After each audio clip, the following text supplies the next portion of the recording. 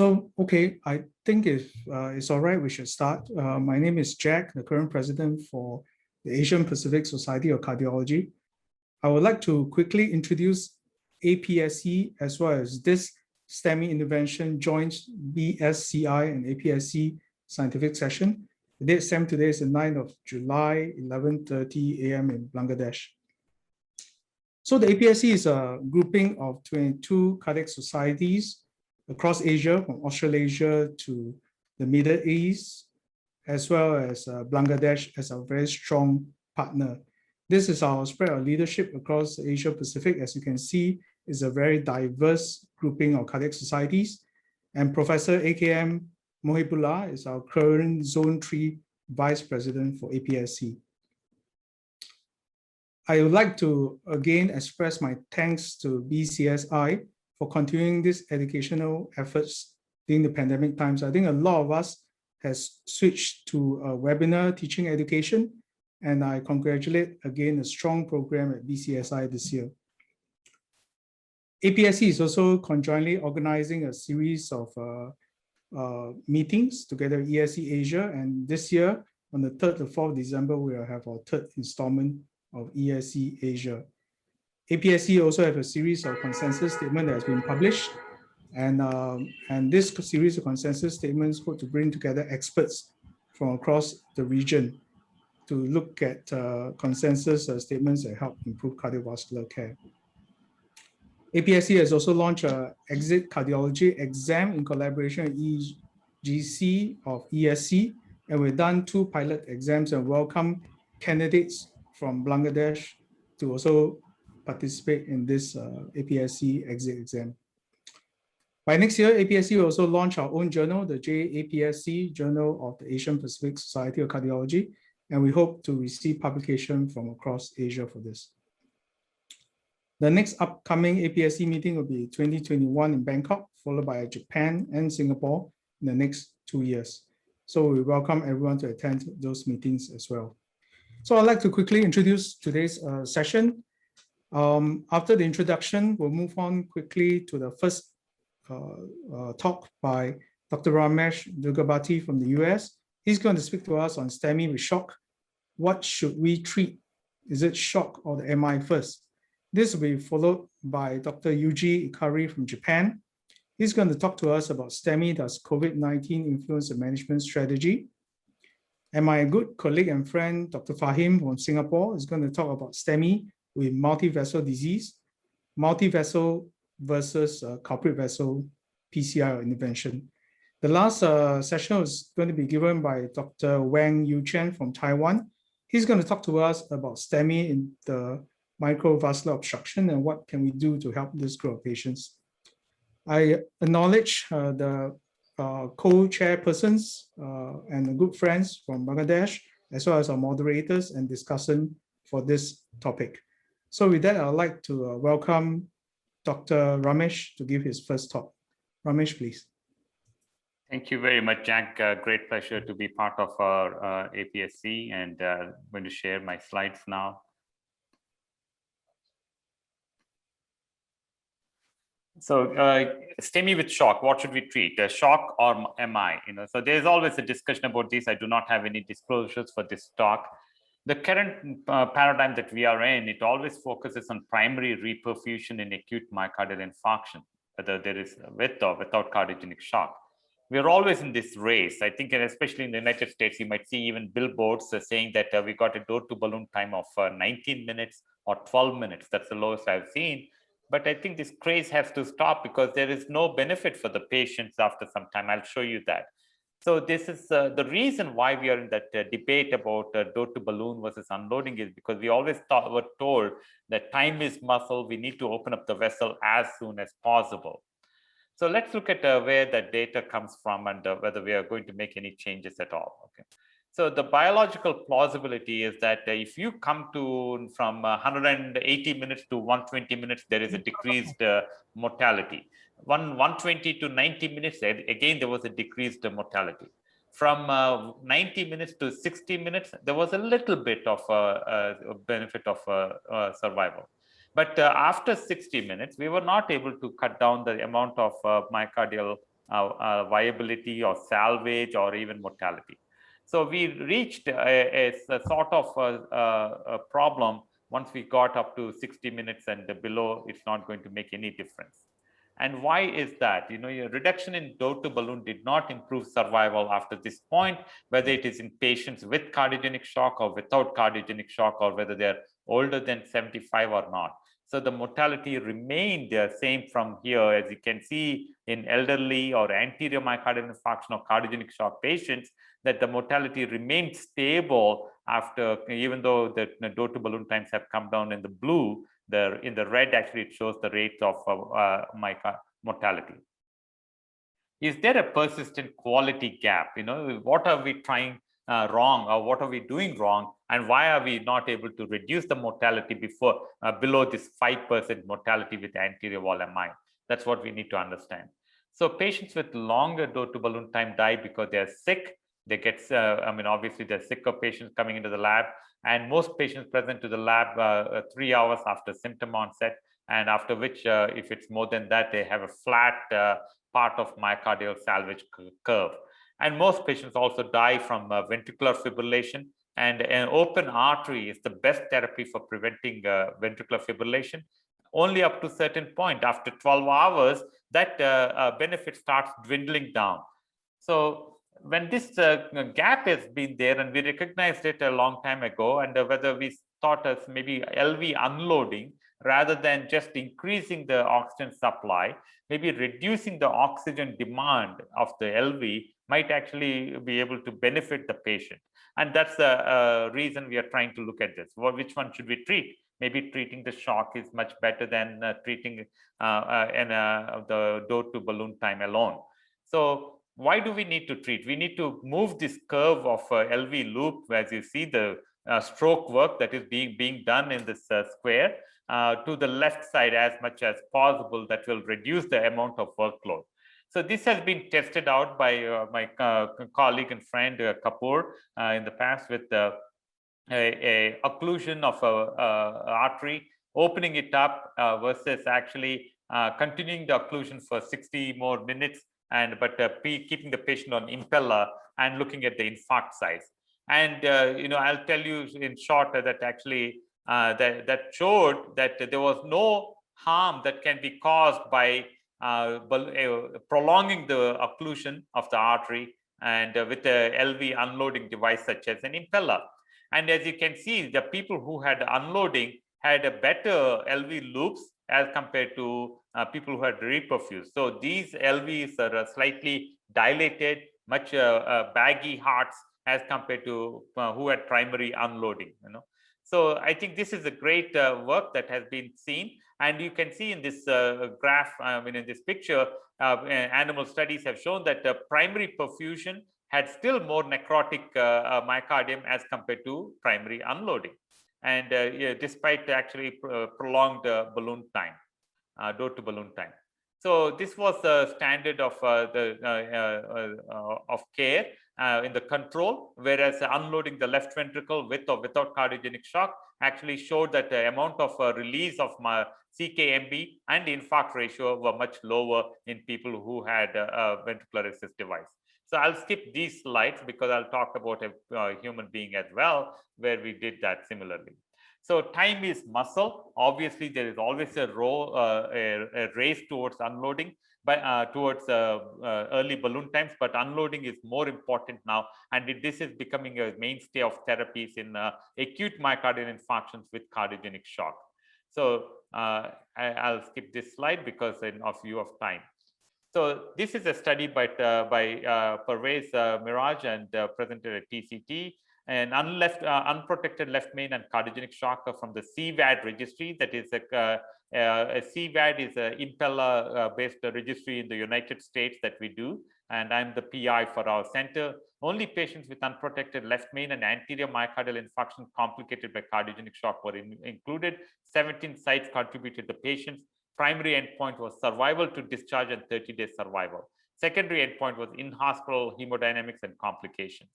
So in this study, majority of the patients are 68 years of age, 77% were male, and 36% were diabetics, And they obviously had only very few people had prior bypass surgery, and ejection fraction obviously is very low, 24% on most of them. So if you look at the time of duration, there have been majority of them, 58% were in shock for less than 6 hours. So, and very few of them are between 6 to 24 hours, and more than 24 hours were 32% of the people. So impeller, IABP pre-impeller, and a number of inotropes are mentioned here, about 1.8 inotropes pre-impeller, and inotropes during impeller is also 2.07. And we looked at impeller pre-PCI versus impeller post-PCI. The number of inotropes have been come down on people who had impeller versus actually people who did not have impeller in the beginning. They had to be on higher doses of inotropes.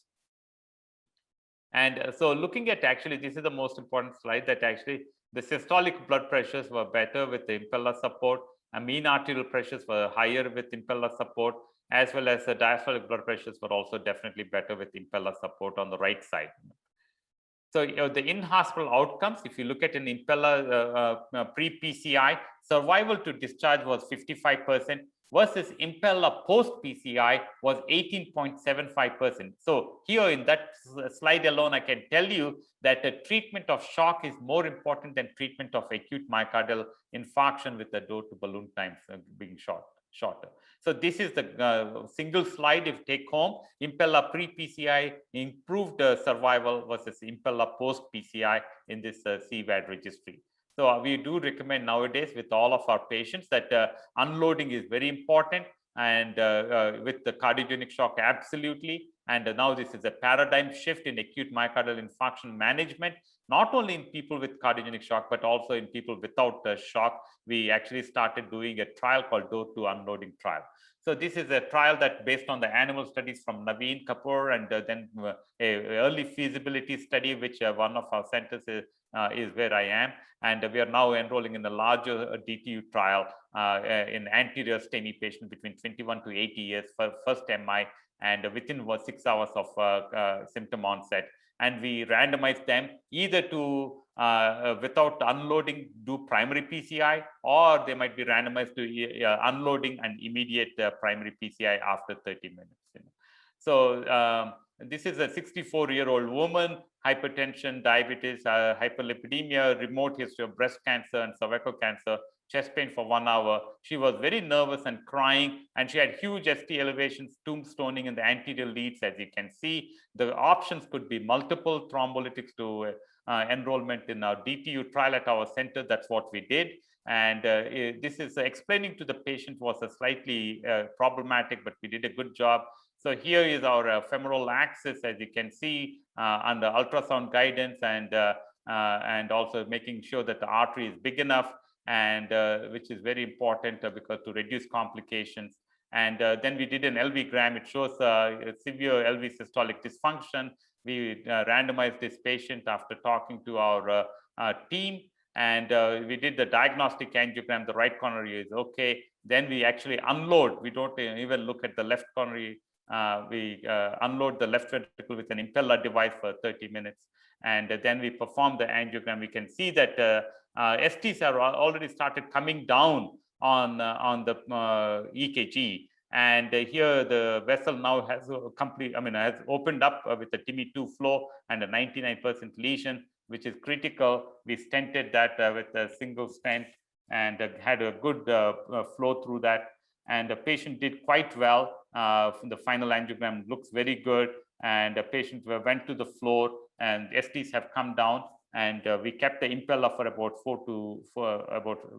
4 hours or so. And then we brought her back down to remove the impeller without any problems in the cath lab. So, and final picture also showed that before percloses that there is no problem at all with the femoral axis. So I think having a balloon support, IABP or impeller or ECMO or a tandem heart is very important in such patients. And as you can see, the next day ECG was almost now STs have come down, and she had to be given nitro for hypertension initially, actually. And then she became hypotensive, required IV fluids and pressors for 36 hours. but the CT scan showed no RP bleed or hematoma. And all of these patients undergo cardiac MRI, and she did that, and the amount of infarct actually is very minimal, and STs have completely resolved in this patient. So I think in what I would recommend is that patients can be unloaded for up to 24 hours, whether a patient has acute myocardial infarction with or without cardiogenic shock, but absolutely with shock, there is no question that we start unloading first and open up the artery. And hemodynamic support is much more important than actually establishing a TIMI3 flow immediately. So with that, I'll stop here, and I'll be more than happy to take any questions. I have a question, please. Yes. Thank you, doctor, for your game-changing study, and because if it is popular and it is well established, it will be a game-changing the world. So how many patients you have enrolled in your study? Yeah, very good question, Dr. Pradeep Kumar. We have enrolled about 4 patients in our center. This is initial study was about early feasibility study of 60 patients. And with that, FDA has sponsored a larger trial, which is still ongoing and just started recently. So if a patient come late, so you are unloading and simultaneously you are going to the primary PCI after 60 minutes? Yes, that's right. You are going to first. Any case, you are going to unload first. We unload first. If the patient is not even in the clinical study, our practice here has been especially in cardiogenic shock, we unload the ventricle first. Even before we take an angiogram, we just actually look at the echocardiogram, low ejection fraction. The vessel size, femoral vessel size is not prohibitive. We actually put an impeller first and unload the left ventricle, and then actually go ahead and do PCI. In my country, it's still not, impeller is not available, and it is a costly device. What is the poor man's impeller in my country? So we can unload. Yeah. So I think, balloon pump is still not a bad thing to do. And balloon pump and ECMO might be one of the ways to support the patient in acute, in cardiogenic shock for sure, in India and Bangladesh. That's great. Thank you, Sanjoy. Can I ask a question? Yes, Dr. Das. You're muted, Dr. Das. You muted yourself again.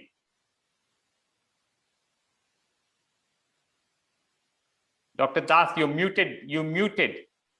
Can't hear you. Okay, thank you. Yeah. Am I audible now? Yes, Dr. Das. Yeah. This is Professor Probir from Chittagong, the port city of Bangladesh. So thank you for your introduction into a new paradigm in management of cardiogenic shock patients with STEMI. Thank you. So in our patients, most of the patients coming with cardiogenic shock, still we are practicing thrombolytic therapy because of lack of this availability of this impala and ECMO, whatever unloading procedures.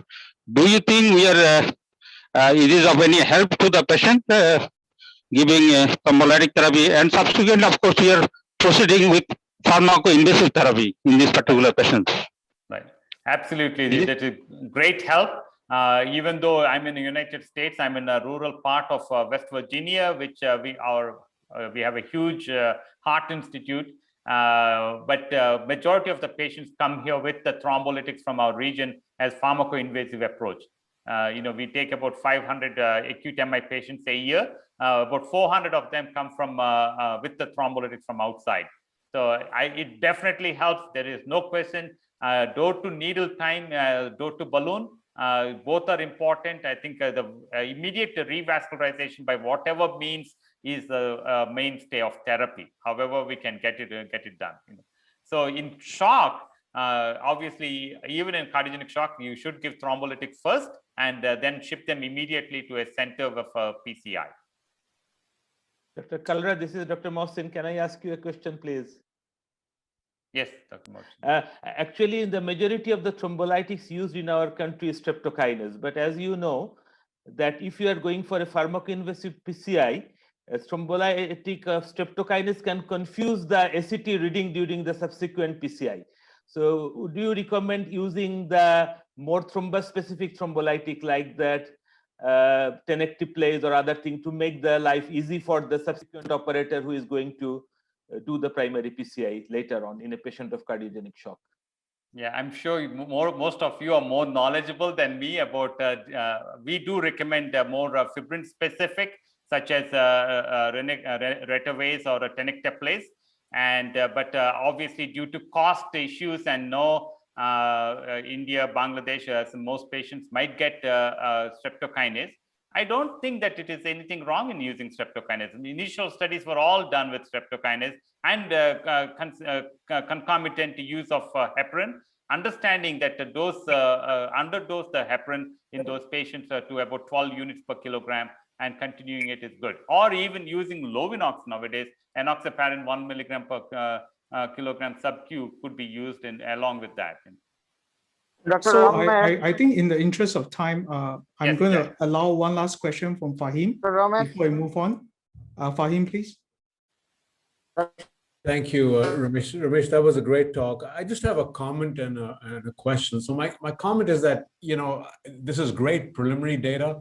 The surrogate evidence that, you know, by CMR, the infarct size is smaller is very encouraging. are you hearing? But Hello? you know, we still need to see the outcomes data before we put this into routine practice of unloading everyone at the time of, you know, presentation. Now, my question to you is that biologically, the reason why patients don't do well despite opening up the artery is reperfusion injury. And we see that all the time.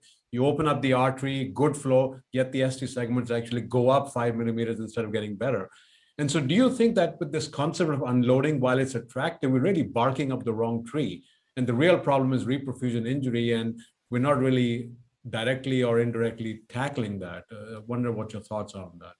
I absolutely agree. And, you know, I'm smiling because I've enrolled several patients in different trials with myocardial reperfusion injury. They all have been negative and very disappointing.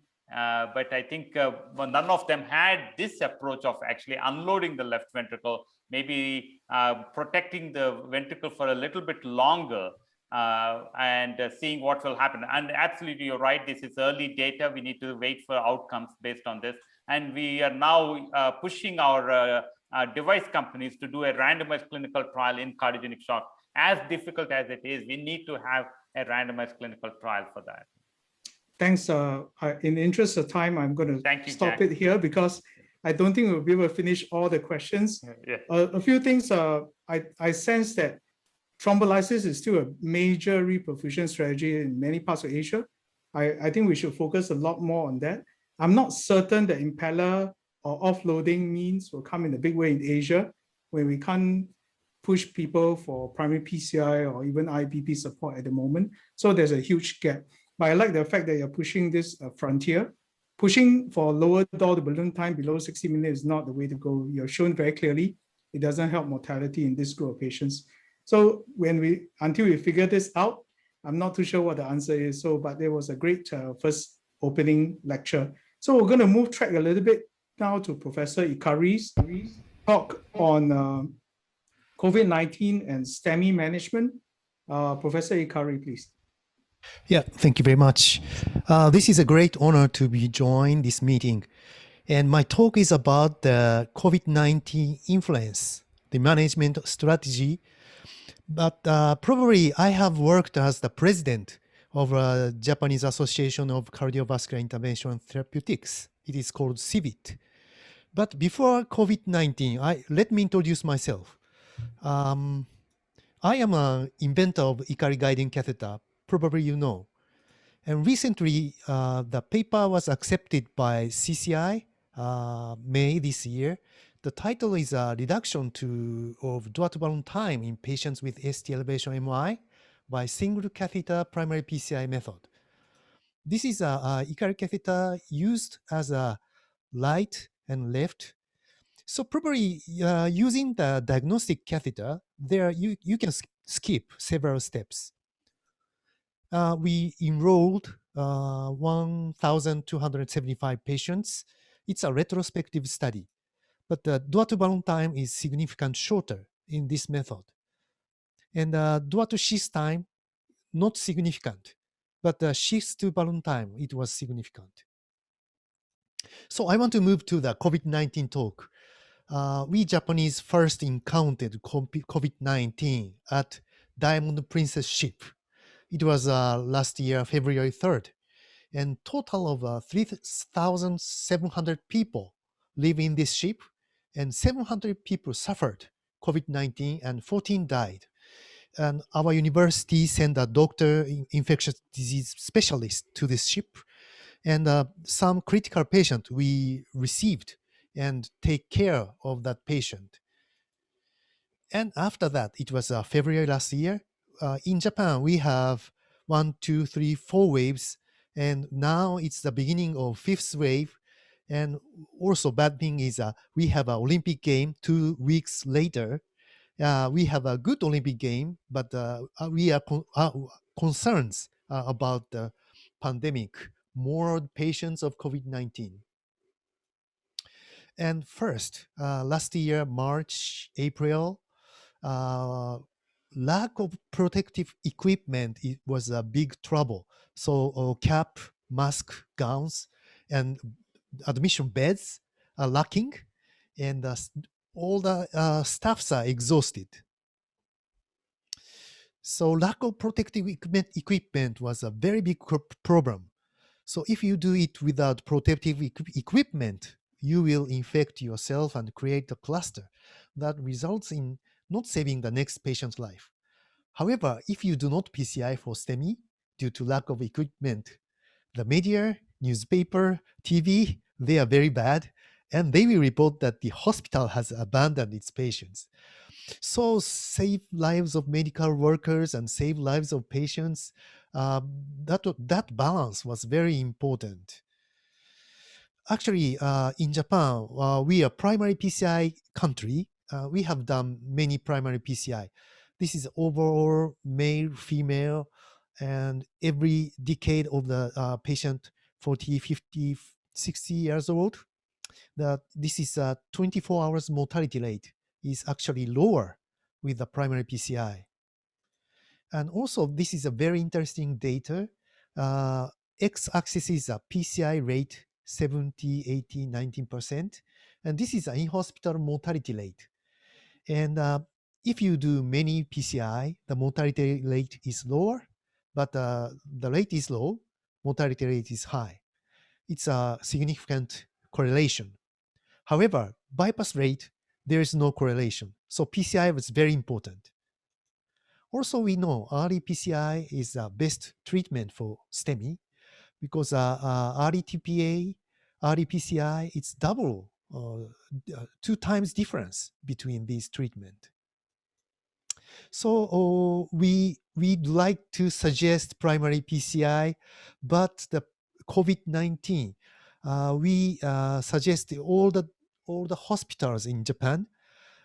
So if you can do primary PCI if you have PPE, but without PPE, thrombolysis is a treatment. So you can choose. But our colleagues read this statement, and my intention is you should do primary PCI between the lines. Also, the other problem is door to balloon time. In Japan, door to balloon time less than 90 minutes is a condition for the reimbursement plus 100,000 yen. It's big difference. So patient come to 12 hours, and within 90 minutes primary PCI, we can get higher cost. And before COVID-19, 88.7%, we did within 90 minutes, and median time is 42 minutes. So it was good. But after COVID-19, in some cases, you do CT, radiography, you do PCR, and you wear PPE. So it takes time. So COVID-19 screening and PPE takes time. It's a problem. This is in our university hospital data, 20 minutes longer. And this is a Kanagawa Prefecture data, 7 minutes longer. So it was a big problem. Actually, this is a first wave condition. Last year, March, April, May, we did ancate analysis, and many Japan hospital answered, this is an elective PCI. Many hospitals postponed, red color is postponed. And as usual is about 50%. However, primary PCI for STEMI, more than 90% hospitals did the primary PCI for STEMI patients. And after that, this is a recent analysis, February 2021.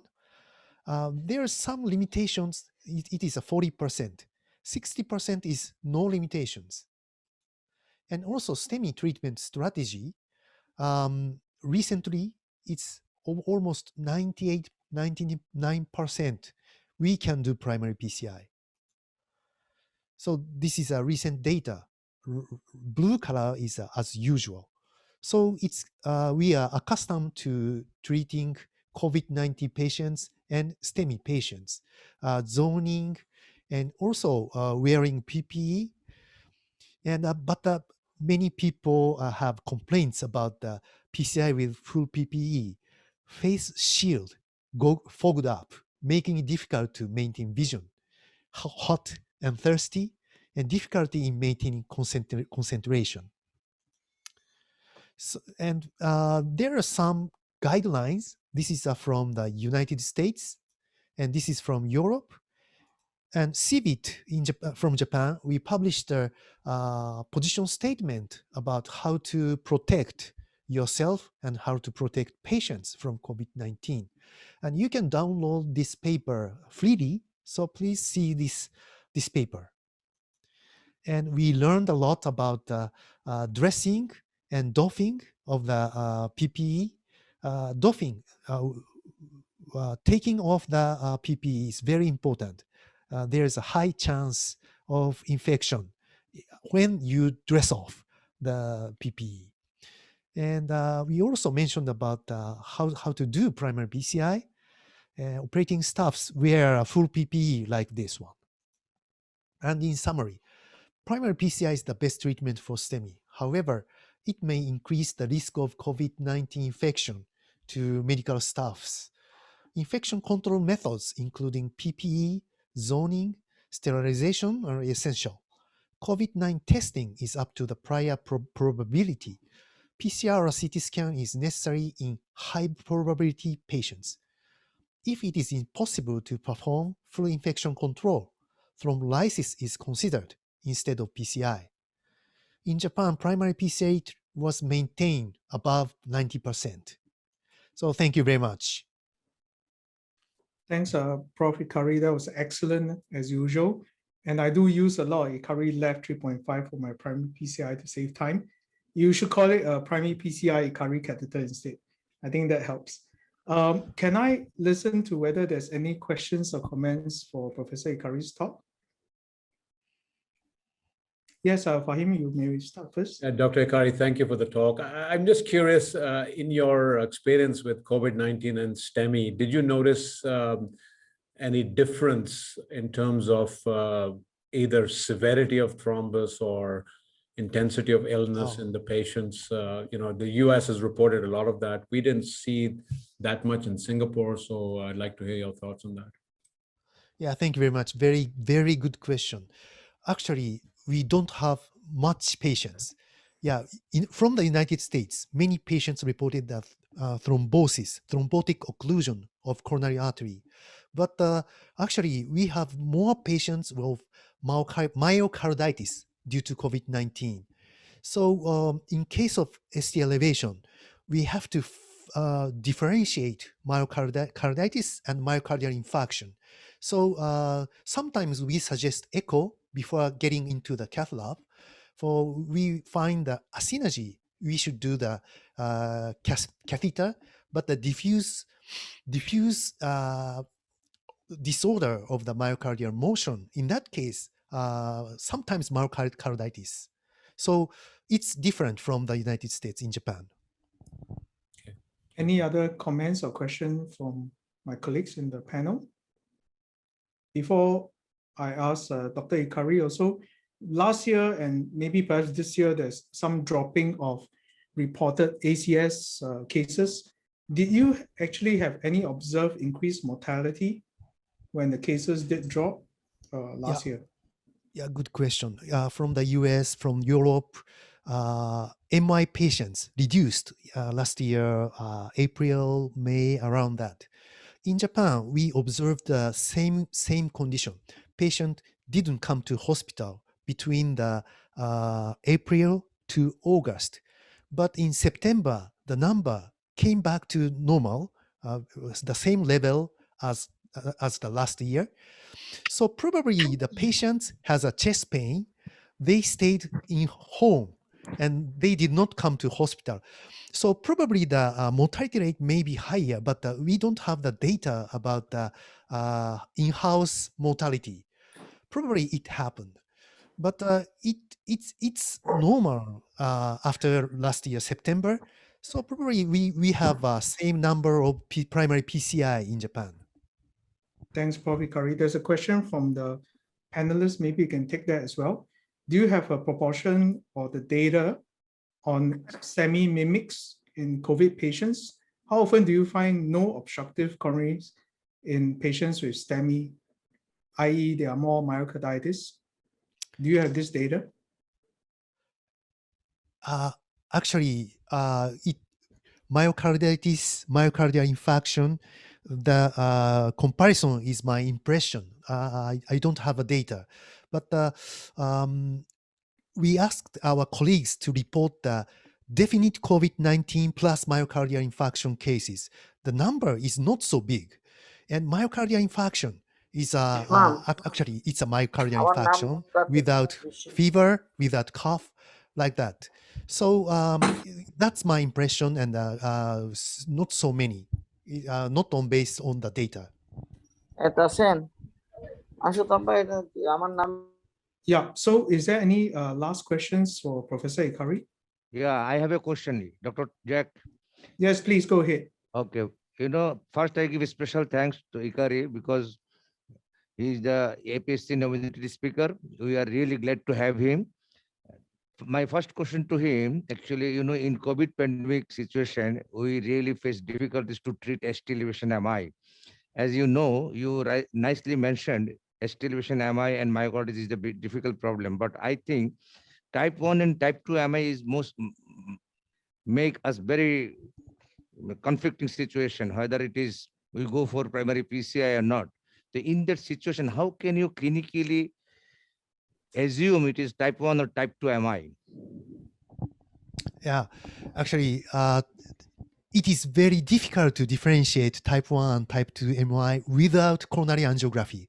So in many cases, we have to do the coronary angiography to differentiate these patients. So in the COVID-19 era, there's a myocarditis of type 1, type 2. So we have to do the coronary angiography. So now we are accustomed to wearing PPE. So in many cases, we send the patient to the cath lab.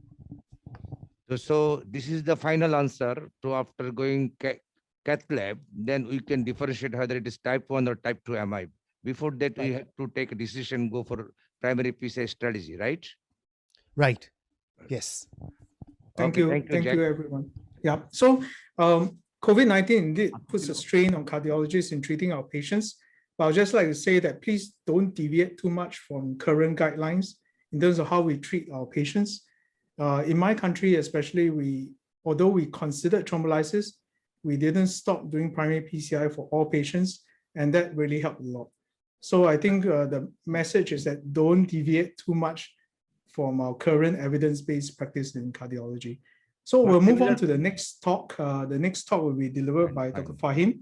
He's going to talk about culprit versus multi-vessel PCI in STEMIs. Fahim, please. Thank you, Jack. Can you all see my slides and hear me? Yes, good. Okay, super. Well, my job, first of all, thank you for the invitation. Thank both the Bangladesh Society of Cardiovascular Intervention as well as the Asia Pacific Society for inviting me. My job in the next, 10 to 12 minutes is to talk about multi-vessel PCI in STEMI and, how do you approach it and what do we do?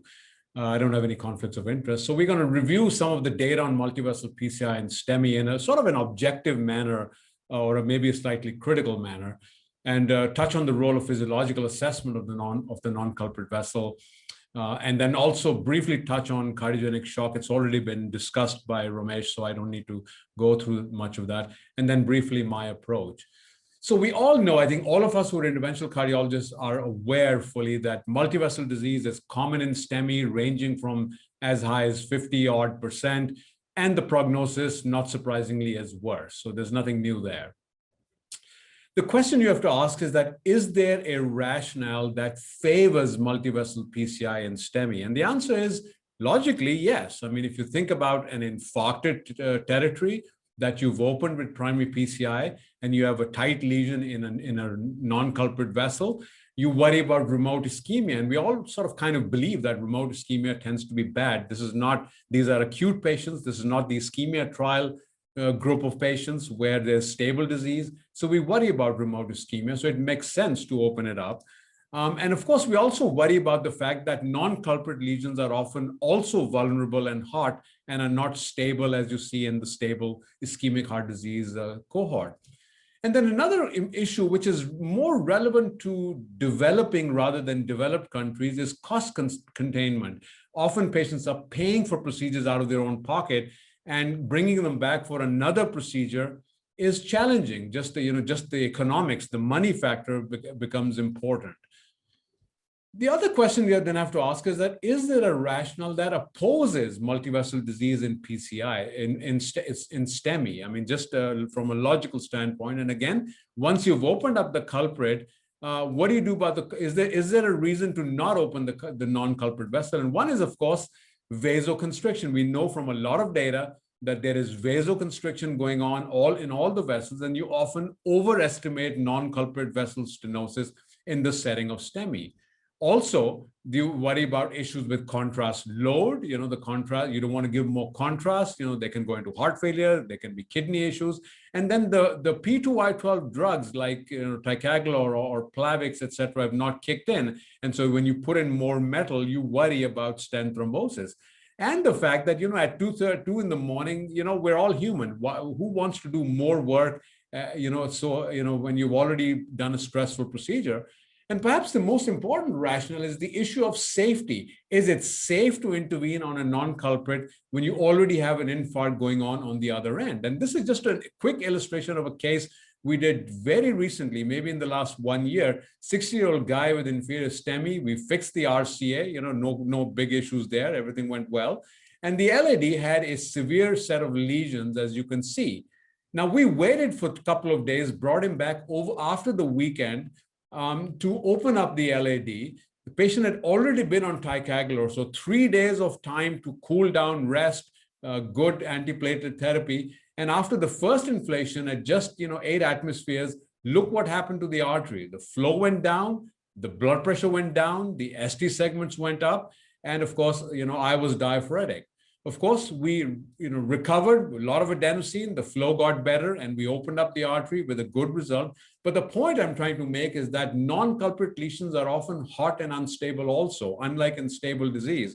And so if you develop no reflow or slow flow at the time of the STEMI PCI, it could be very poorly tolerated. And that's something that you have to be very acutely aware of.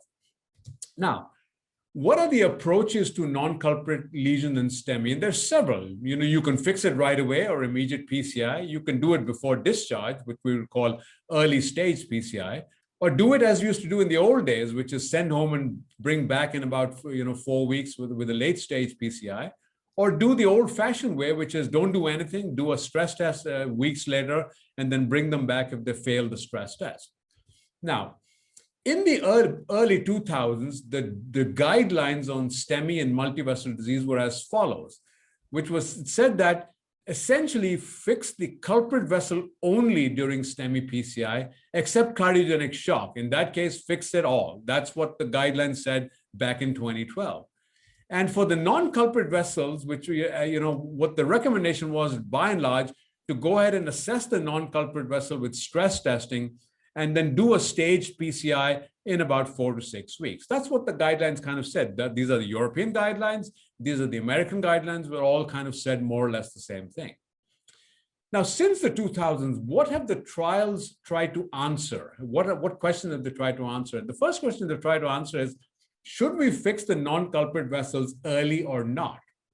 And this is data this is sort of a composite of all the data. We don't have time to go through each and every detail of the trial, but suffice it to say, we have the PRIME trial in 2013, and most recently the COMPLETE trial in 2019, which basically looked at fixing the non-culprit vessel early rather than a delayed strategy.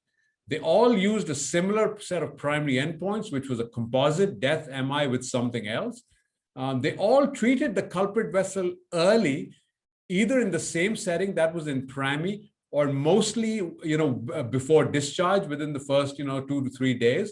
Although COMPLETE did also treat some of them after discharge within the first couple of weeks. The composite of these trials was that there was a benefit, a significant benefit of fixing the non-culprit vessel early, but importantly, driven largely by a reduction in urgent revascularization, although PRIME and also COMPLETE had a reduction in new MI. Now, based on this quick overview, the answer is, well, yeah, non-culprit vessel, we should fix it. The answer is yes. But the devil is always in the details. And I'd like you all to think of these trials a little bit more critically and see what's under the hood in the details. And it's important to always look at the exclusions of the trials. And the exclusions of these trials are quite logical, and I don't think there are any problems over there. They excluded cardiogenic shock, which is reasonable. They excluded left main thrombosis or stent thrombosis, and they excluded CTO. All those make sense. But there are some issues with these trials that I want you to sort of think about. And the first of all is the selection bias and sample size. And the sample size is not huge, even with the COMPLETE trial. So if you look at it, these are relatively small trials. Even COMPLETE, which was much larger, 4,000 patients, it took them 4 years and 140 centers to recruit 4,000 patients. PRIME, it took them 5 years to recruit less than 500 patients. So what does that mean? That just means for you to say that these were relatively selected patients, and so they didn't include everybody. If we know STEMI is common, they could have come up with these numbers very, very quickly. So there's a bit of a selection bias in these trials. It's also important to understand that the types of lesions randomized is always a problem, at least in my mind. And why I say that is because the definition of a non-culprit vessel was something like more than 50% in PRIME. In other trials, it was more than 50% with a positive FFR. And only the COMPLETE really systematically took lesions more than 70% or less if they used FFR. And that's always a problem to me because what does more than 50% mean? Is it a 60% lesion or is it a critical 99% lesion? The core lab was not involved in several trials, but nonetheless, at least 2/3 of the lesions in COMPLETE were about 80%. And so that's just important to keep in mind. And only 2 trials mandated FFR, but is using FFR really better? We'll talk about that in a second. The other issue with these trials that I want you to think about is that the control arm was undertreated. And what I mean by that is that if you have a STEMI, you fix the culprit, and you then have the non-culprit, as I showed you earlier, the standard of care was to do stress testing and then revascularize if the stress test is positive. Now, what did these trials do? They took these patients with significant non-culprit lesions like this one and just didn't do any stress testing and randomized them to fixing or just culprit-only PCI. And you can imagine then that in the culprit-only arm, there must have been patients who would have had a positive stress test, but ended up getting treated medically. And so what that means is that, and in the non-culprit, in the culprit-only arm, fixing the non-culprit vessel was actively discouraged in all the trials, PRIME, culprit, compare acute. They basically said, don't fix it unless you really, really have to. And so that sort of means that the culprit only arm was disadvantaged compared to the complete revascularization. And so the trial was basically active therapy versus a wait and see approach. We all know that in our normal practice, we would have done ischemia testing on these. And what the ideal trial should have been, there should have been an ischemia guided arm. And I bet you that if there was an ischemia guided arm also, these two would have been similar and both better than the wait and see arm, but the trials were not done that way. So I just want you to keep that in mind. The other final criticism of these trials is that the endpoints were kind of soft, urgent revascularization, no benefit on mortality, but sure enough, the complete trial did have a reduction in new MI. But putting all that together, nonetheless, I think the bulk of the data still says fixing it is a good idea. Fixing the non-culprit in STEMI is a good idea. The next question then is that should we fix it based on angio or physiology like FFR? And if you look at the two trials that included mandated FFR, Dynami and Compare Acute, sure enough, they did so, but these trials did not compare FFR guided versus angio guided. And that came from the Flower MI trial that was just published a few months ago, 1,000+ patients, randomized to either angio-guided or FFR-guided PCI, and the bottom line is that FFR-guided revascularization was not better than angiography-guided PCI at 1 year. So the question one, fix it, yes. Question two, angio versus PCI, which should you use to direct? I think both are equal. The third question is cardiogenic shock, and Ramesh has already addressed this, so I'm not going to go spend too much time on this, but the culprit shock was published a few years ago. And the long and short of it is that fixing the culprit only at the time of the cardiogenic shock was better in terms of the composite endpoint as well as mortality. And people then said, well, maybe at 1 year, the mortality would be better. And the answer was no. At 1 year, the mortality was no different. And so for cardiogenic shock, it seems like you fix the culprit only and get out, do the rest as a staged procedure, don't do multivessel PCI at the same time, which used to be the older teaching. So what do the guidelines say now? This is the most recent guidelines we have. They come from the European group published in 2019, which basically says, fix the non-culprit artery before discharge. It's a class 2A now. So multivessel disease, fix the non-culprits before discharge. Most of the time, a couple of days afterwards. And for cardiogenic shock, don't fix the non-culprit during primary PCI, do it at a later time. And this is a downgrade because just a year before this, the guidelines said for cardiogenic shock to fix the non-culprit at the same time if need be. So there's been a change. And so this this recently published paper sort of summarizes things that, back in 2010, culprit only was 2A. And now the guidelines have changed, which says that multivessel PCI is now recommended or class 2A. So what is my approach in the last minute or two? If I see a critical lesion at the time of STEMI in the non-culprit vessel, my approach used to be to send them home and bring them back in 2 to 4 weeks. Now I do it before discharge in the next couple of days. It is unusual for me to fix it at the same time just for safety and other reasons. What about a moderate lesion, less than equal to 70%? In the old days, we used to send them home, do a stress test, and then fix it if it was positive. In more recent terms, it has been to do an FFR at the time of the STEMI and then fix it a couple of days later. I think after Flower AMI trial, my approach will be to fix it before discharge, either doing FFR or just angio guided. I think both approaches are appropriate.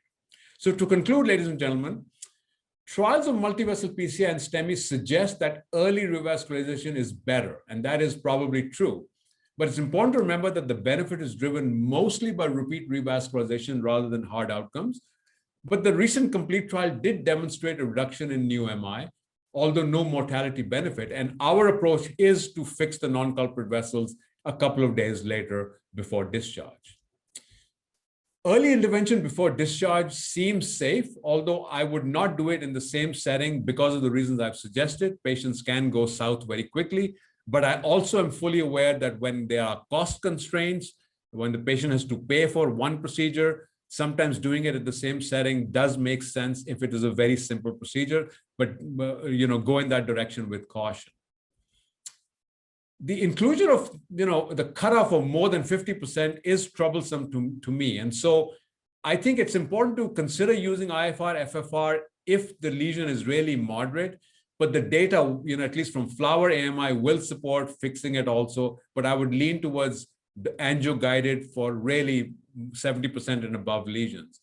And the role of, angiography-based physiology, in other words, non-wire-based physiology like QFR and AngioWorks is being studied, but it still needs definition. And finally, for cardiogenic shock, my advice is fix the culprit and just get out. There's a mortality benefit for culprit-only intervention and stage the other vessels later.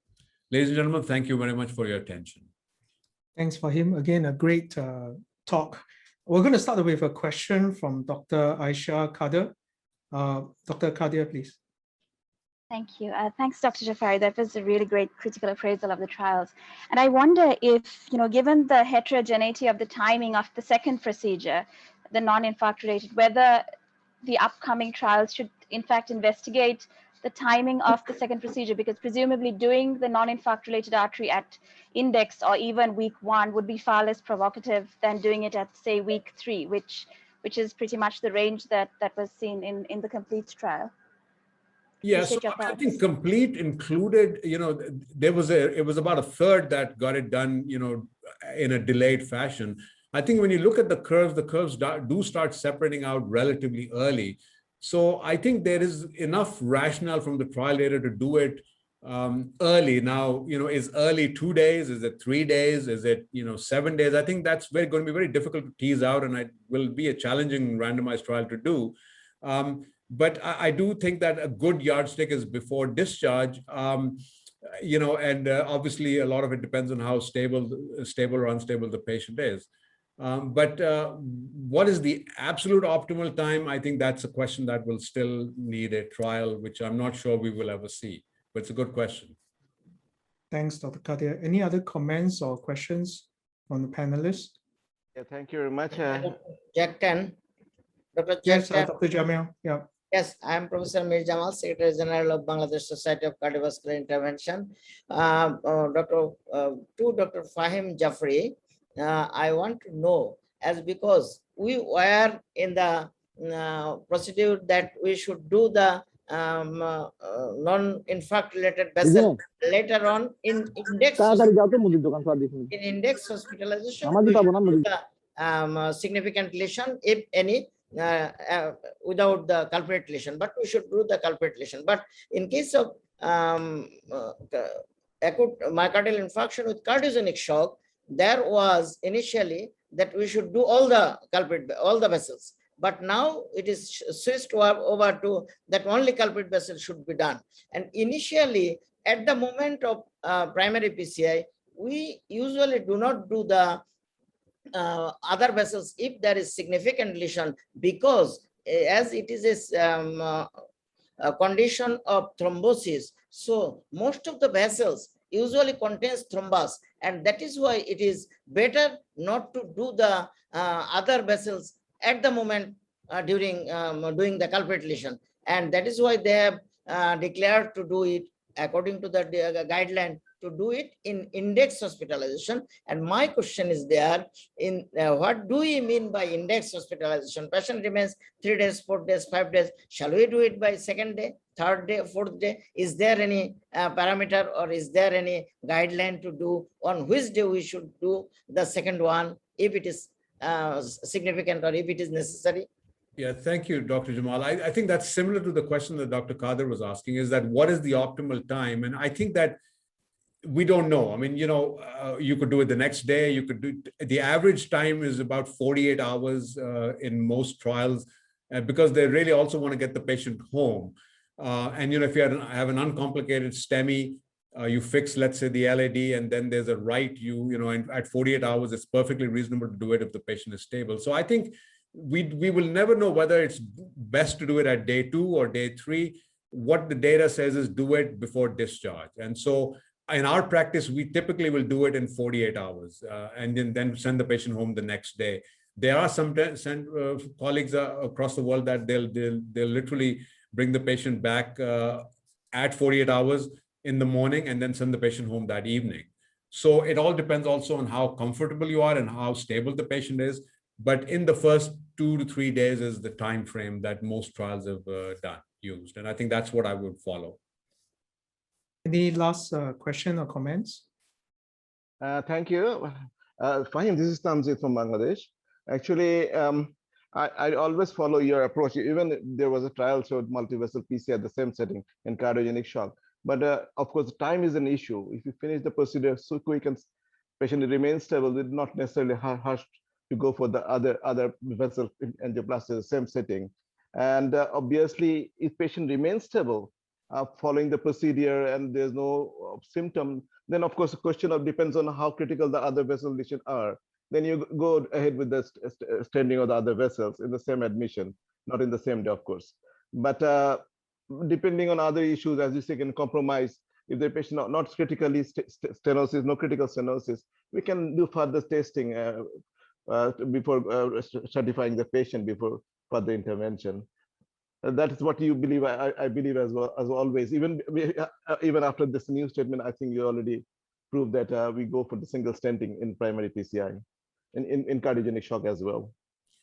I think cardiogenic shock, the important thing for everyone to understand is that cardiogenic shock, the teaching used to be fix it all at the time of the index primary PCI, because the thought was that you got to fix everything to improve the cardiac output. And the culprit shock showed that actually that is harmful. So it's important in cardiogenic shock, it's important to actually stage the non-culprits later because there's a mortality benefit for culprit only at the time of the STEMI. For the others, I mean, the only trial that did it in the same setting systematically was PRAMI, and they actually showed a benefit. But I think I always worry, at least certainly based on complete, it seems that you don't have to do it in the same setting. You can do it 1 or 2 days later. I always worry about safety. You know, if you fix the LAD in this anti-STEMI and now you do the right and the right goes down, the patient gets very sick very quickly. So I think it's probably better to do it at a later time. I do understand that in many healthcare environments, the cost issue comes in, that if the patient has to pay for one procedure, it's easier to get it all done in one go. But then there is a small but finite risk. In experienced hands like yourself, probably not. But in younger hands, it may be a bit risky. So my general advice is to do the culprit only and then come back in 2 days and fix the non-culprit. Yes, so, I do agree with the safety of the things. Actually, cost is an issue in our country, obviously. Sure. Because you do it a second day, even second procedure, there's an added procedural cost. Yeah. But generally, I mean, obviously, we have to think about safety of the patient. Sure. If there's the safety, that's the first thing you have to think. Thanks. In the interest of time, we'll have one last question from Dr. Kadia, then we have to move on. Dr. Kadia, please. Yes, I was wondering, would your approach change if this were pharmacoinvasive? Because the bulk of the procedures that get done here are not directly primary PCI, they are post-thrombolytic pharmacoinvasive, presumably a little more stable than a primary PCI setting. So would the approach change then? And is there any trial data to this? No, it wouldn't, because my worry will still be the same, that, you know, they've gotten thrombolytic, they're a bit more stable, you've opened up the culprit. Now, let me qualify that. If you're doing the invasive procedure 6 days later, it may be now the equivalent of what a non-STEMI-like patient is. So you may be right that way. But a lot of the times pharmacoinvasive is they get thrombolytic and then they get cath the next day or even a few hours after the thrombolytic when they're transferred over, and you open up the culprit. I think it's safer to wait, in my opinion, and then just bring them back in a couple of days. But sure enough, if the time delay between your thrombolytic and your index PCI is now several days out, then you may have a point that it's probably safer to do it and treat this patient like a non-STEMI patient and get it done with. Thanks, Dr. Fahim. So we have to move on. I'd like just to say that I'm not so dogmatic about this, because you can see the guideline flip over every other year for these two topics. So I think it's not yet settled. And I would say the guideline actually supports you doing index, STEMI, stage within hospital, maybe up to 2-3 weeks. We're not too sure what is the guideline, but the data does suggest don't wait too long. How long, I don't know. The other thing about the flower study is that even if you use FFR, only perhaps a third of those patients get deferred. So the margin of difference for those group of patients is not too different from angiographically assessed lesions, I think, in the flower study. So I think we have to be a bit more individualized in our approach. And for the shock patients, that's even worse, I think. I think we still do not have the handle of shock patients in terms of outcomes. But what the trial tells us is try not to do more harm. So I think with that, I will wait and see and not be too fixated about guidelines and studies at the moment. There's still a little bit of angle for individualization. So I'm going to move on to the last talk by Professor Wang from Taiwan, who's going to switch tracks again a little bit more to talk about microvascular flow. Professor Wang, please. Thank you for your sharing. Ladies and gentlemen, good afternoon. I'm Yu-Chen Wang from Asia University Hospital in Taiwan. And it's my honor to be invited here to discuss about the strategy for the STEMI patients with TPG5 and what we can do. About the thrombosis burden scales by coronary angiography, the TPG grade 5 means the definite complete thrombotic occlusion of the vessels, which also means the TMI zero flow. Okay. And the previous studies show that in STEMI patients with high thrombosis burden, they will have a higher rate of adverse outcomes, including the cardiovascular death, cardiogenic shock, definitely stems from heart failure or even stroke rate.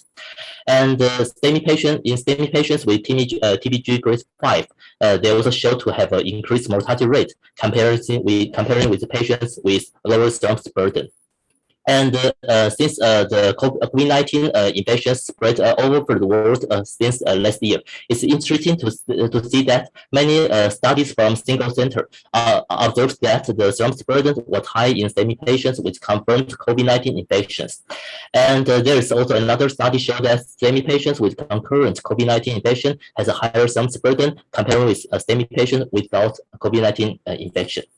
And so what we can do for TPG grade 5 for STEMI patient? The first reasonable strategy is to do the thrombosis aspirations. And I believe that many physicians will tend to do the manual thrombotic thrombosuction when they see there is a large thrombosis burdens by coronary angiography. And with the thrombosis aspirations by thrombosuctions catheters, we can remove the thrombotic materials rapidly from the coronary arteries, which will allow a superior visualization of a residual stenosis, and which may facilitate the direct stenting strategy and result in better clinical outcomes. And previous studies in real world, the high thrombosis burden was associated with the use of the manual thrombosis aspiration. That means we physicians tend to do the manual thrombosis aspirations in high thrombosis burden patients. And there are 3 major clinical trials to study the efficacy and the safety of the thrombosis aspiration in STEMI patients. There are TAVA test and total studies.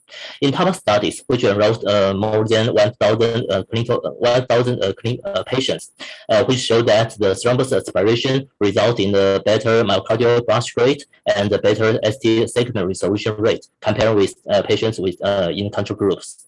And after 1 year's clinical follow-up, a patient receiving the thrombosis aspiration also showed to have a lower total mortality rate compared with the control group. And another larger studies, the test trial, which enrolled more than 7,000 STEMI patients. And however, in these studies, the patients receiving the thrombectomies failed to show the mortality benefit after 1 year, after 30 days follow-up, compared with the PCI alone groups. And about the secondary endpoints, including the stent thrombosis rate, the thrombosis aspiration also failed to show the clinical benefit. And even after 1 year's clinical follow-up, patient receiving the thrombectomy also showed no benefit about the total mortality rate. And the largest clinical trial is the total trial, which enrolled more than 10,000 STEMI patients receiving the primary PCI.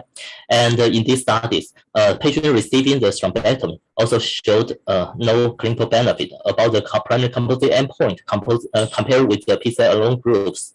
And about the secondary endpoints, including the cardiovascular death, recurrent MI, cardiogenic shock, or the class 4 heart failure patients, the patient receiving the thrombectomy also showed negative results compared with the PCI alone group. And it's worth of noticing that patients receiving the thrombectomy even have a higher stroke rate compared with the PCI alone groups, which may be due to the procedure, the operator's procedure, if they are familiar with that. And about the subgroup analysis in total studies, even in patients with higher thrombus grade, more than 3, the thrombectomy even failed to show the clinical benefit in these high-risk groups. And another, in addition to the manual thrombus aspirations, the angiojet mechanical aspiration is another way for better to have a better efficacy to remove the bulky thrombus, which use the burning effect to create a vacuum effect to have a greater thrombosuction effect to remove the bulky thrombus. However, the AMI studies show that in compared with the control group, patients receiving the angiojet have a higher total mortality rate and a higher MACE rate.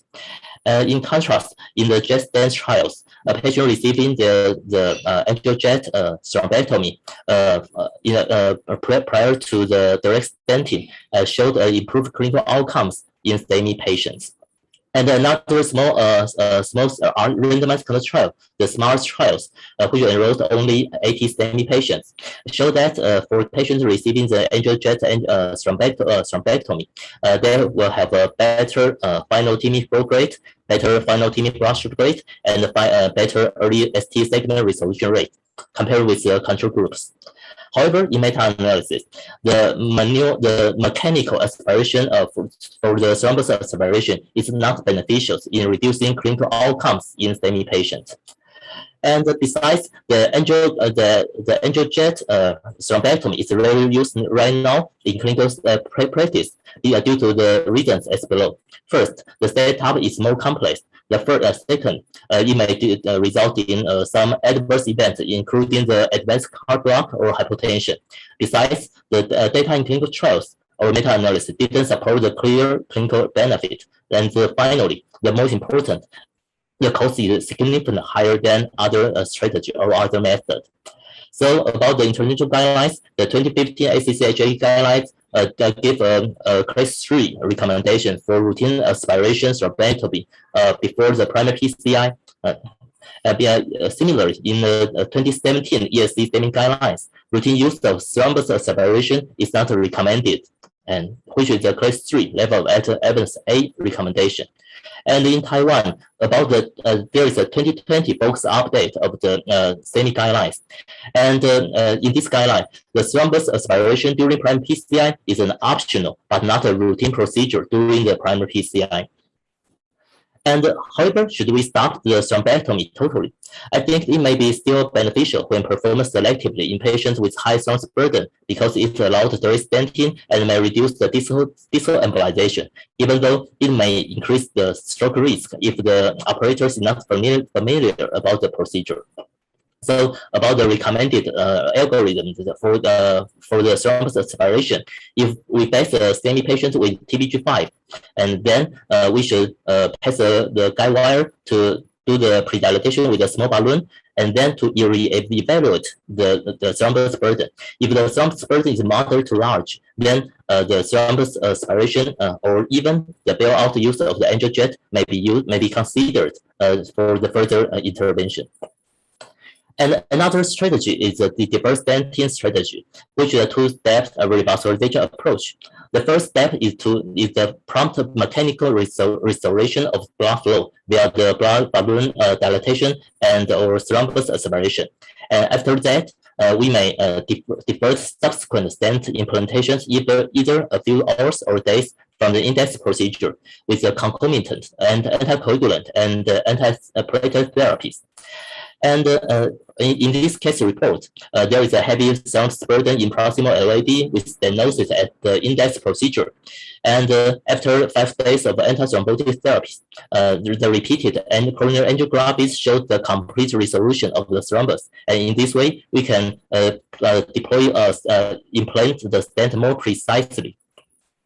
And about the advantages and the disadvantages about the diverse stenting strategies, the advantages include that it may lower the sound burden, decrease the procedure MI, improve the TIMI flow, and prevent the slow flow or no reflow. And it may even allow larger stent size, allows lesser numbers of the stent implantation, or even reduce the impulsion size. However, about the drawback of the deferred stenting strategy, it may result in coronary reocclusion or unplanned revascularization, or there may be the increased bleeding from the extended anticoagulation therapies, or there may be increased medical costs for these strategies.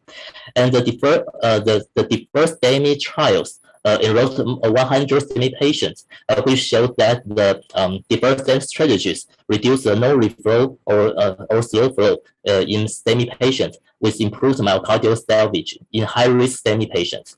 And another similar trial, a single-center studies trial, showed that in STEMI patients with high thrombus burden, deferred stent strategy reduced no reflow or slow flow, but did not reduce the incidence of major cardiovascular events. And another large clinical trial, the DYNAMIC-3 deferred studies, which enrolled more than 1,200 STEMI patients, showed that in patients with the deferred stent strategy, it fails to show the clinical benefit compared with the conventional groups. Besides, patients with deferred stent strategy also fail to reduce the all-cause mortality rate, recurrent myocardial infarction rate, or the heart failure hospitalizations compared with the control groups.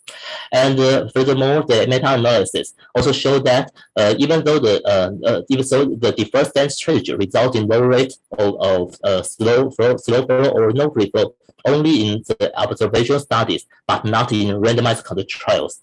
And the meta-analysis also failed to show the mortality benefit or the MACE benefit in patients with the deferred stent strategies.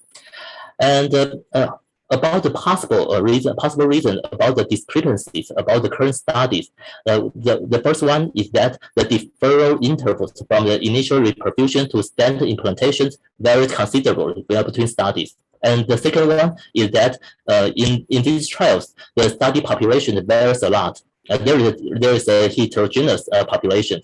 For example, in the deferred STEMI studies, and in most observational studies, they enrolled high-risk STEMI patients with high thrombus burden. However, in the DYNAMIC-3 deferred studies, it's an all-comer trial, so the result may be different due to the different study designs.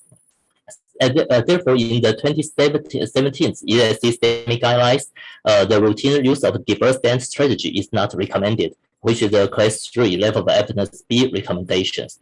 However, I think the deferred stent strategy should still be considered in selected patients, such as patients with high thrombus burden, or patients with low lesion, or patients with high risk of slow flow or no reflow. For example, in patients with high stent score, or in patients with baseline TIMI zero flow, or in patients with cardiogenic shock undergoing IBP support, or in patients with whose reperfusion time is longer than 6 hours. In these high-risk patients, the deferred stent strategy may be considered. And about the other strategies for STEMI patients with TBG5, there are some, for example, the glycoprotein 2B3 inhibitors, or the distal embolic filters, or the distal protective devices. About the 2B3 inhibitors, the meta-analysis showed that compared with the IV and IC administrations, the IC administration of the glycoprotein 2B3 inhibitor may result in better TIMI flow, target muscle revascularization, and shorter mortality rate after PCI. However, there is a lack of the data about the mid-term to long-term outcomes comparing with these two approaches. And there is also no evidence to recommend the routine use of glycoprotein 2B3 inhibitors for primary PCI. Therefore, the 2017 ESC guidelines give a class 2A and the level of evidence C recommendations that the two glycoprotein 2B3 inhibitors should be considered for bailout if there is evidence of no reflow or thrombotic complications. And about the digital embolization filters, there are so many different devices in the market. However, trials about the filters failed to show clinical benefit previously. And there is also some distal protection devices. Similarly, there is no clear clinical benefit about the clinical trials to show the benefit of the distal protection device. Therefore, about the take-home messages. First, the high thrombus burden, including the TBG grade 5 in STEMI patients, predicts poor clinical outcomes. Routine use of the thrombus aspiration or deferred stenting in STEMI patients is not recommended by international guidelines due to lack of study evidences to show clinical benefits in all population. However, the thrombus aspiration or deferred stent strategy may be used selectively in STEMI patients with high thrombus burden to get a better coronary blood flow. Glycoprotein 2B3 inhibitors may be considered for bailout if there is evidence of no reflow or thrombotic complications. Finally, the further larger and well-designed clinical trials are still necessary to find the best interventional strategies in STEMI patients with TBG5. Thank you. Thanks, Yu-Chen. That was a fantastic and very comprehensive review of everything negative about high thrombus burden in STEMI. Thank you very much. Can I ask for any comments or questions? I have a comment, Jack. Please. Hi. Yeah, Hello. so I think that was a fantastic talk, really learned a lot. But I think the key word here is routine and in special circumstances, right? Like routine use of thrombus aspiration catheter is not recommended. But like in Bangladesh, where the patient comes with the onset of chest pain and then the first medical contact, it's like hours. Like in the Western world, they just press the telephone and 911 or something, and the ambulance comes and the patient goes to the hospital. They don't really have much thrombus burden. But in Bangladesh, you know, the patient will wait and see if the pain is going to go away, take some antacids, and then eventually someone decides, no, it's a bit more serious than indigestion, so let's go to the hospital. And it's already hours. And usually by the time the patient comes to the cath lab, there's quite a bit of thrombus burden. And usually in our practice, we have to use thrombus aspiration catheter more frequently than is seen in the Western world. So I think, you know, the practice differs from country to country, from patient to patient, but that's a great talk. Thank you. Further comments, Prof? Thank you, Jack, for giving us a chance to comment. Actually, may I ask the presenter a scenario? Suppose somebody came with infra-MI and you go for primary PCI, then he found that it's ectatic vessels with huge thrombus burden. Obviously, in this situation, you may not have the right size of stent even, but then again, are you planning to do some thrombosuction there or no thrombosuction, just a medical management, or proceed on with just balloon angioplasty? What will be your recommendation? Yeah, thank you for your good questions. I think actually there is the real world clinical scenarios varies individualized.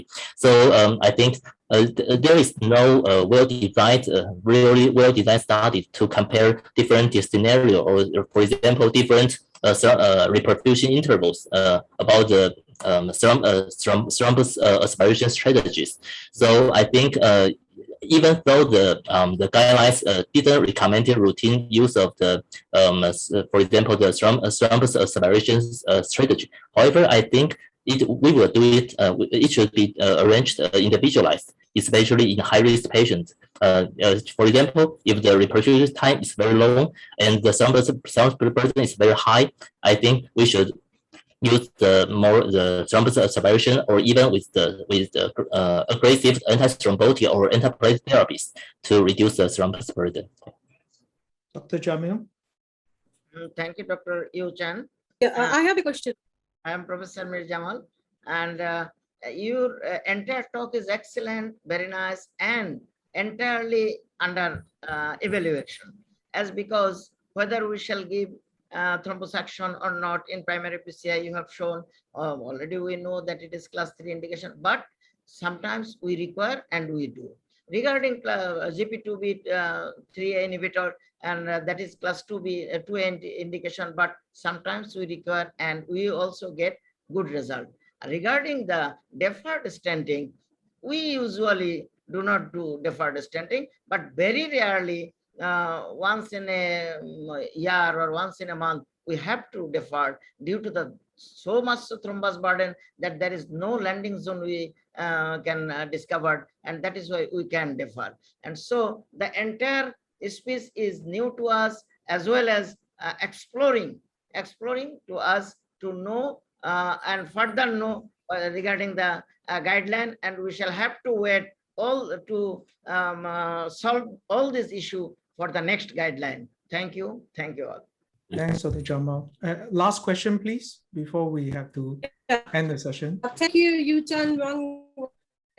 Professor Jack, hand raised from Dr. Fahim. Speech. Sabina raised hand. Sorry, I think there was a little bit of breakup. I'm speaking. Yeah. I'm sorry. Can you hear me? Am I audible? Yes, please go ahead. So it was rather a comment that there is a routine in a guideline. The latest guideline they have mentioned that routine use of thrombolysis is class 3, but it was also written that you can use it in high thrombus burden, and also if there is a bailout procedure, you can use it. Number one. And my next question to Yu-Chen Wang, that you meant this deferred strategy. I want to know, do you use an antithrombotic like streptococcus and then do the PCI afterwards, or you do only use heparin? And another question, if a patient comes, we do pharmacoinvasive procedure a lot. So when a patient comes, you give us streptokinase or chenectipase, and then next day you go for a procedure. If there is a high thrombus burden, big thrombus, so what is your procedure? What do? You do thrombosuction then, or you do any other procedures like beta laterectomy or any laser procedures? Thank you. Thank you. About the medical controls for patients with very high thrombus burden, sometimes in patients with, for example, the affected RCA, due to the basal size is very large and the thrombus burden is very heavy, so we cannot do the.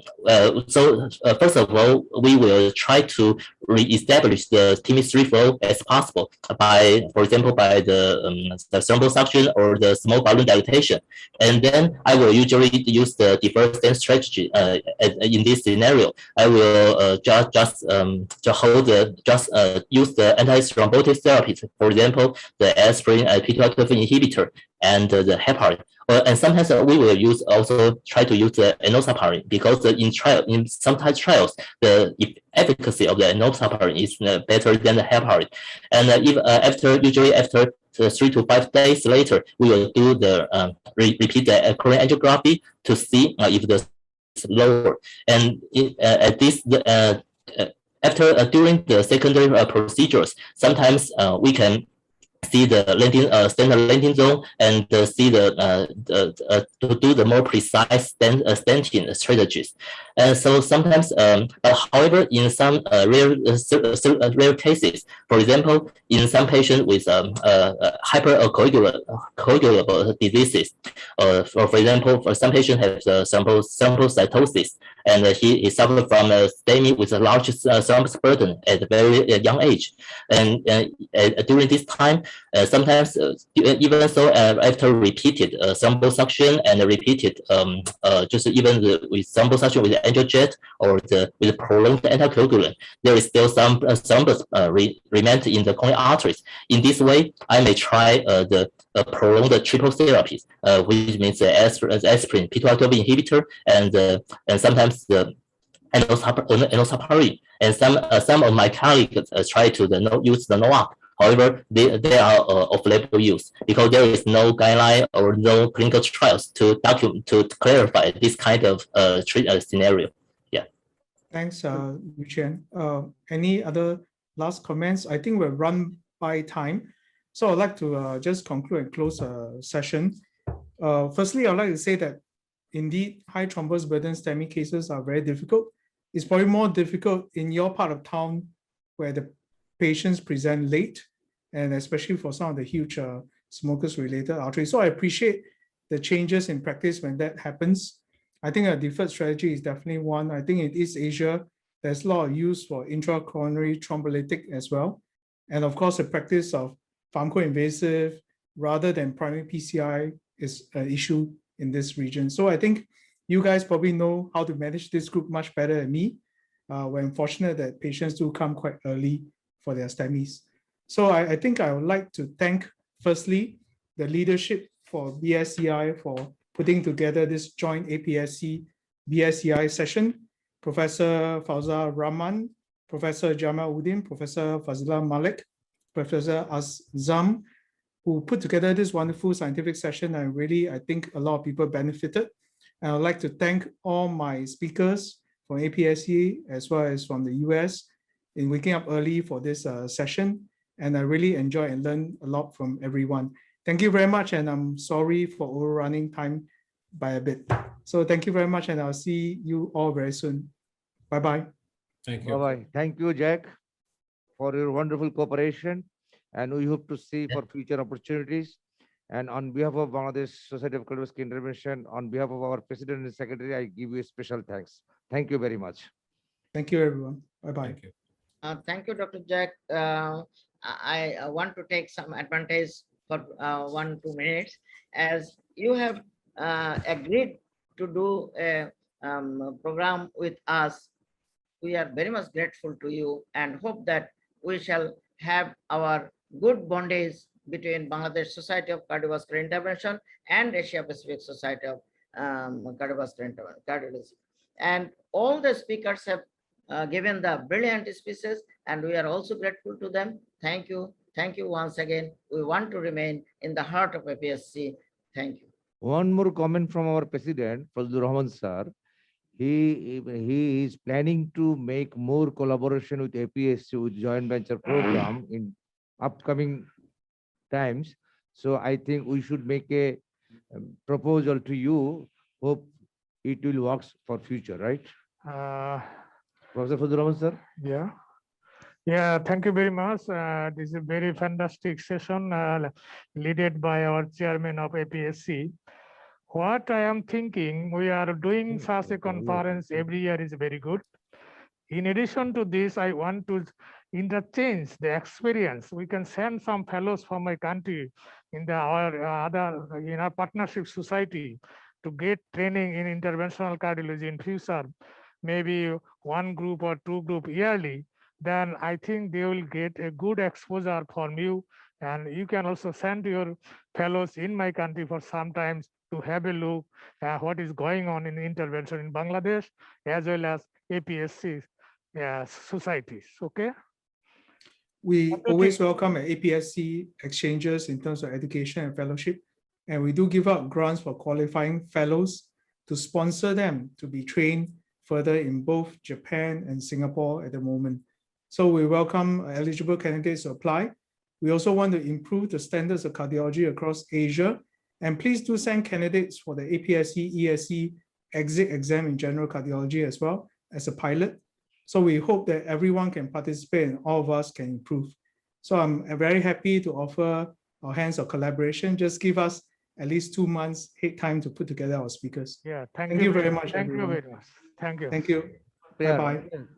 I think everybody is thank you. Thank you very much. Thank you very much.